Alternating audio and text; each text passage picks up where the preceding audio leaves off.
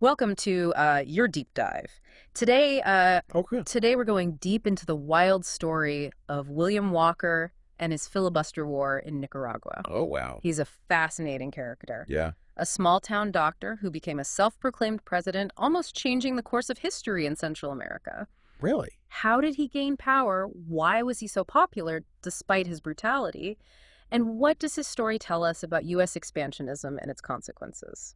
It's a story that really gets to the heart of American ambition in the 19th century. Yeah. Walker wasn't just some rogue adventurer. Right. He was tapping into a very specific mindset. Right. And our deep dive starts in 1855 when Walker arrives in Nicaragua invited by a political faction. Okay. It wasn't your typical hostile takeover. Exactly. Yeah. That initial legitimacy is key to understanding his early success. Yeah. He presented himself as a liberator, not a conqueror, which allowed him to build support and an army. Right. It's a far cry from the image of a ruthless filibuster. And he did achieve some early victories, proving himself to be a capable military leader. Yeah. But the sources also paint a picture of a man with a dark side. One of his soldiers even called him a rascal in a quote we found, claiming Walker was reckless with his men's lives. Oh, wow. Yeah. And that disregard for human life, even that of his own men, becomes a recurring theme in his story. Yeah.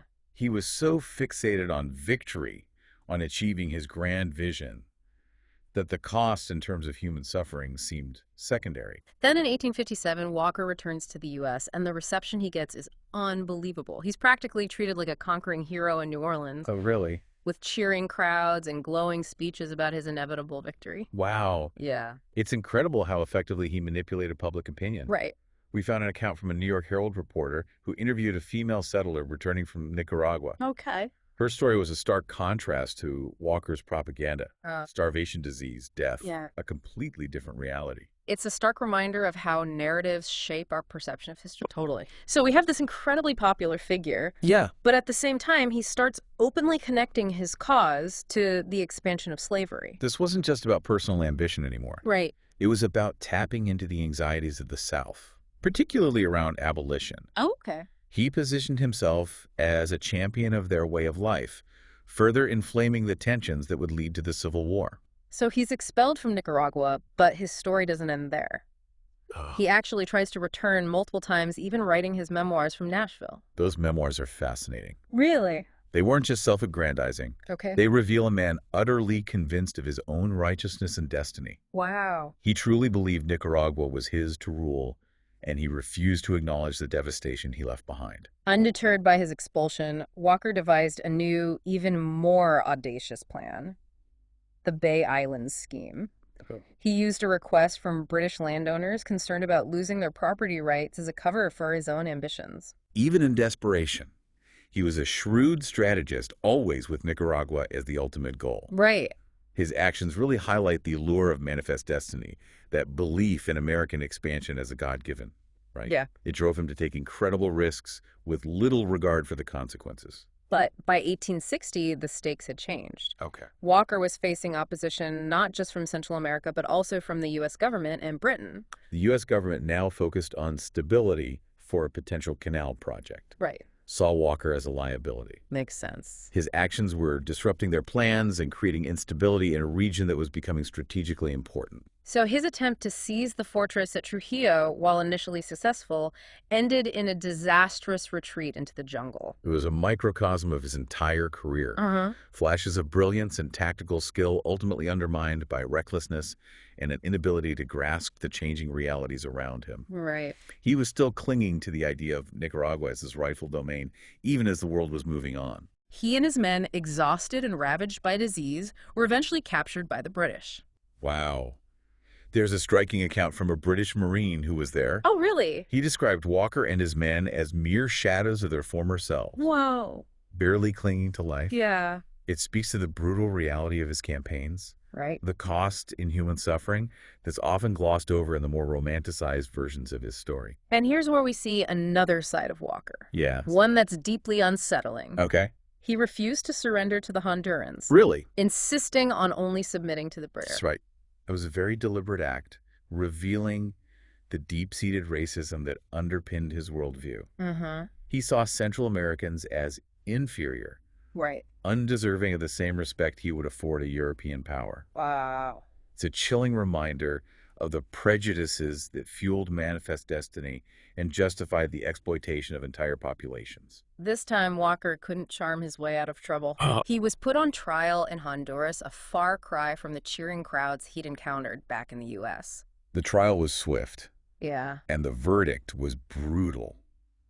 Death by firing squad. Wow. There were no sympathetic juries this time, Right. no escape from the consequences of his actions. It's a stark contrast to his earlier trials in the U.S., Yeah. where he was able to leverage public opinion and legal maneuvering to avoid accountability. Right. And the execution itself was a reflection of the violence that had defined his career. Um, We found a detailed account that described the procession as a defiant final speech. oh, wow. And even the officer who shot him in the face after the firing squad, just to make sure. It's a grim end to a complex and controversial life. Yeah. Even Walker's misspelled gravestone feels symbolic somehow. Really? A forgotten marker for a man who dreamed of empire but ultimately left a legacy of chaos and bloodshed. So Walker's a failure, right? Right. His grand ambitions ultimately crumbled. But did he have any lasting impact? I mean, you mentioned the U.S. government had their eyes on a canal. His failure is undeniable, but his impact is more complicated. Okay. Imagine if he had succeeded in Nicaragua. Yeah. It's not inconceivable that Nicaragua could have become a slave state, Really? a 12th star on the Confederate flag. Wow. That's how close it came. That's a chilling thought. Yeah.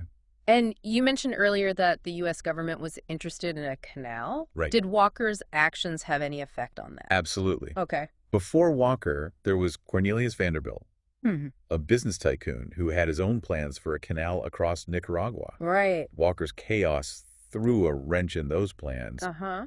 After his death and with the rise of Panama as a more stable option, the U.S. shifted its focus. Okay. Theodore Roosevelt saw his chance and seized it, Yeah. pushing forward with the Panama Canal, which would have major consequences for global trade and power dynamics. So in a way, Walker's chaos inadvertently shaped the course of history, even if it wasn't the course he intended. Yeah.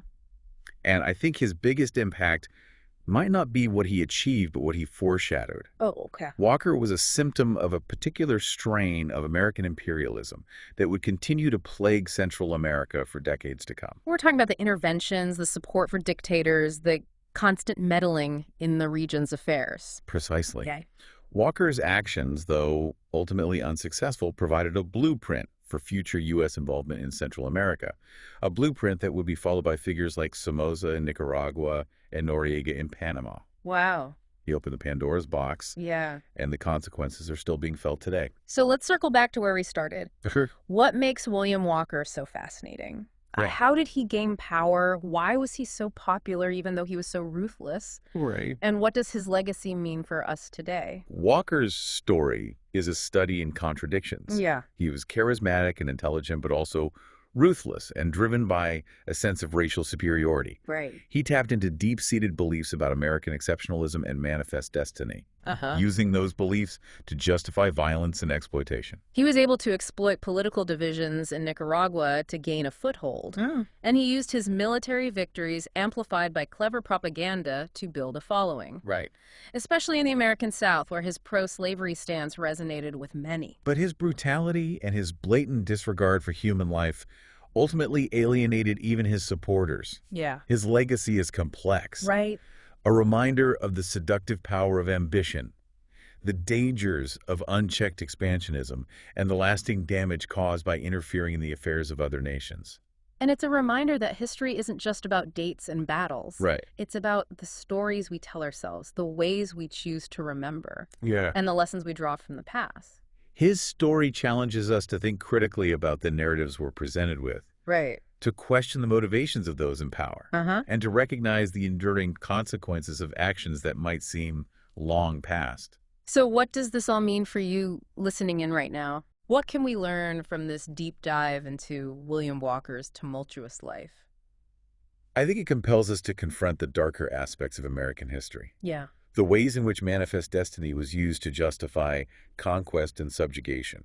It also makes us question the whole idea of heroes and villains. Right. Walker clearly saw himself as a hero, Yeah. a liberator, Uh-huh. but his actions tell a different story. Right, and that's why it's so crucial to look beyond the surface, to examine the motivations and the consequences, not just the intentions. Right. We can't afford to be seduced by grand narratives that ignore the human cost. And it's not just about the past, is it? No. These patterns of intervention and exploitation, they seem to repeat themselves throughout history. Absolutely. Right. Walker's story might seem like a relic of the 19th century, Yeah, but it has a lot to say about the challenges we face today. right. How do we reconcile our own history of intervention with our desire to promote democracy and human rights? How do we ensure that our foreign policy is guided by ethical principles, not just self-interest? Those are tough questions, Yeah. and there are no easy answers. No. But I think Walker's story, as disturbing as it is, forces us to confront those questions head on. I agree. Yeah, It's a reminder that history isn't just something we learn about. right. It's something we live with, something that shapes our present and influences our future. We've covered a lot of ground in this deep dive. Yeah. We've explored William Walker's rise and fall, Right. his ambitions and his failures, and the complex legacy he left behind. His story is fascinating. We've seen how his story reflects the broader currents of American expansionism and the devastating consequences of unchecked power. We've delved into the narratives that shaped his life and the ways in which those narratives continue to shape our understanding of history and our role in the world. But there's one final thought I'd like to leave you with. Okay. As you go about your day, think about the stories you encounter, the ones that shape your worldview. Are you questioning those stories? Or are you looking beyond the surface to understand the complexities and the nuances? Are you holding those in power accountable, demanding transparency and ethical conduct? Right. And are you considering the long-term consequences of actions, both individual and collective? These are the questions that William Walker's life and ultimately his death compels us to ask. Right. It's a story that might seem like a distant echo of the past, but in reality, it speaks volumes about who we are, where we've been, and where we're headed. Thanks for joining us on this deep dive. Yeah, thanks for listening. Keep questioning, keep exploring, and keep learning.